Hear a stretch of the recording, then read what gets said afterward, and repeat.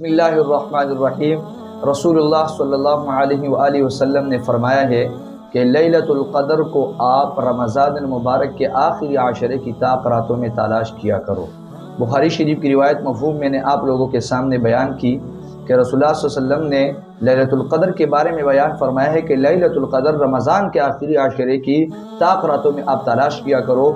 تو لیلۃ القدر کا رمضان المبارک کے آخری عشرے کی طاق راتوں میں ہونا یہ یقینی ہے کہ 21ویں رات کو، اسی طرح 23ویں رات کو، 25ویں رات کو، 27ویں کو اور 29ویں کو لیلۃ القدر کا ہونا اس میں یقینی ہے۔ تو ہمیں چاہیے کہ ہم کم از کم اگر اعتکاف کے لیے نہیں بیٹھ رہے ہیں تو کم از کم ان راتوں میں یہ جو طاق راتیں ہیں آخری عشرے کی، اس میں کم از کم عبادت ہم کریں جتنے ہمارے استطاعت میں ہے۔ بعض لوگ جو ہے نا پوری رات اور اپنے آپ کو تکلیف میں جو ہے ڈالتے ہیں، تو پوری رات جو ہے عبادت کرنے کی کوئی ضرورت